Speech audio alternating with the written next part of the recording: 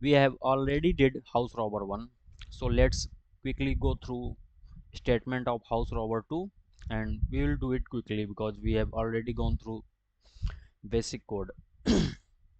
So what's given here?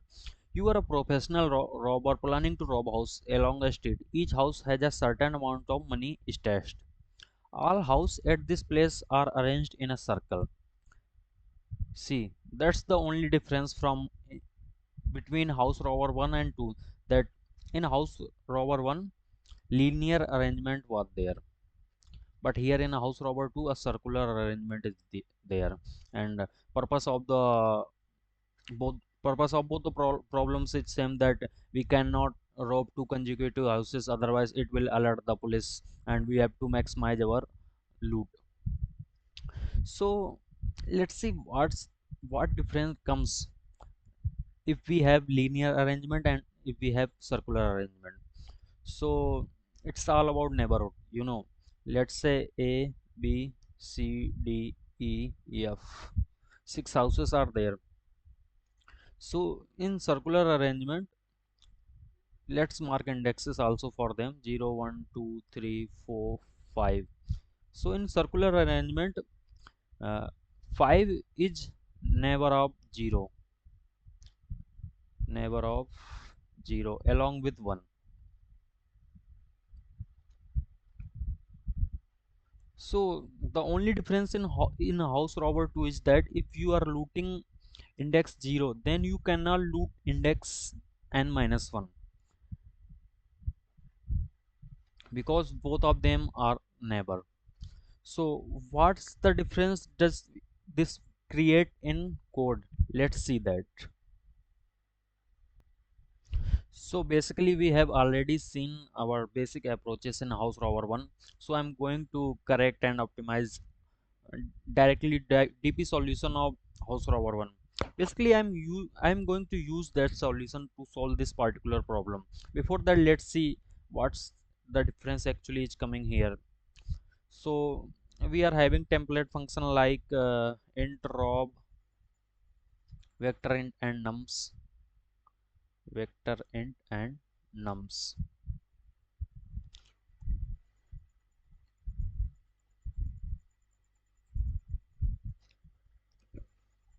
So basically there are two scenarios. Suppose we are looting house at index 0, then it's obvious that we cannot loot house at index n minus 1. And if we are looting house at index 1, then we can loot up to house n minus 1. There is no issues at all. So if we take care of both these problems, then house robber 2 comes out to be a sub problem. House robber 1 comes out to be a sub problem of house robber 2. So basically we can consider this like, we can have something like int rob house 0, and we know that we cannot rob n minus 1 house at index n minus 1, so we will rob up to house at index n minus 2. So we can call our house robber 1 function, house robber 1 function from 0 to n minus 2. Okay, and if we do not rob house 0, so we can write it like int don't rob h0. Then we can write this function as house robber 1, and we can write it like n minus 1 to nums, 1 to n minus 1 nums. So this is the basic funda, and for house robber 1 you can write house robber 1 code above from previous questions. Let me show you by solving it. Maybe you guys may get confused, so let me show you. So first of all, what we will do, we will write our house robber 1 code as it is as a function. So let's define a dp 101. since constraints are given that maximum elements can be 100, and for consideration of zero index we are taking 101 elements. So after that, let's define our function house robber on house robber 1. We were taking an index size, and n is not size. N is basically max index up to which we can go, and we will taking obviously our nums vector. Nums vector is representing houses with, and nums of I represents amount of money in that particular house. So we can write it like if start went out of index, then simply return 0. That's so obvious to you. And for DP we can see like if DP of start is not equals to -1, then that means that particular event has already tracked by DP, so we can return it like return DP of start. After that we can call our function like int style is equals to, as we did in house robber 1, nums start plus house robber 1 start plus 2 comma n comma nums. And in case of skip we can write it like int skip equals to house robber 1 start plus 1 comma n comma nums. Here we will not add because we are not robbing that particular house. Now we can return it simply like dp of start is equals to max of whatever is the maximum is being returned, skip.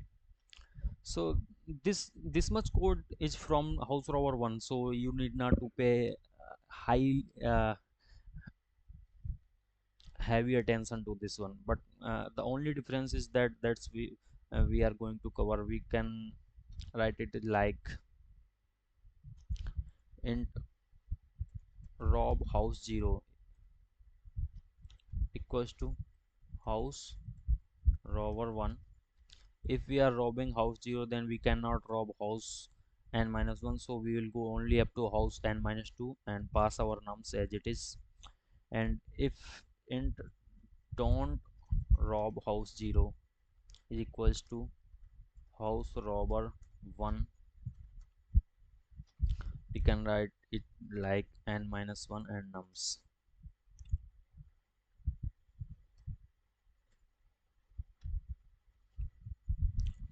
Since we are calling rob as house robber function twice and we are having only one DP array, so first of all we need to initialize that array, and after first call we need to re-initialize that particular array, otherwise values for DP first call will be set in DP, so we need to reset those values. So first of all let's write mem set DP comma -1 comma size of DP. Listen, you can also do vector int, and to me vector int is more familiar. I kind of I feel comfortable with that, but right now I'm just using this one. Um, it's better to use vector int for DP and for initialization. It's really easy to initialize in vector. You can write it like vector int DP and comma -1, then meme set. After first call we need to re-initialize our DP, so we can write it like -1 comma size of DP. Okay, after that we can return maximum of them, so we can write it like return max of rob rob at 0 comma don't rob at 0.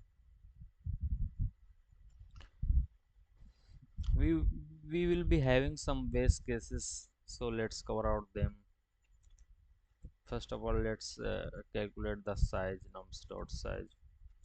If size is equals to 1, then obviously we are going to rob that particular house only, so let return simply nums of 0. If num is equals to 2, then obviously we will rob the house with maximum amount of money, so we can write it like nums of 0 comma nums of 1. Now let's try to compile this solution. Let's see whether we are able to pass sample test cases or not. Yes, we are able to pass sample test cases. Let's try to submit out. I've already solved this problem. You can see on LeetCode tag, so uh, I'm not having a lot of issues solving first time. You may have issues like yeah, this one issue you can have, that you initialize DP and calculated values in that particular DP in first call, and then you forgot about reinitialization. Another thing you can do, that you can define two separate DPs and move accordingly. There is no issues at all. So do as per your convenience. Thank you for your time. Have a great day.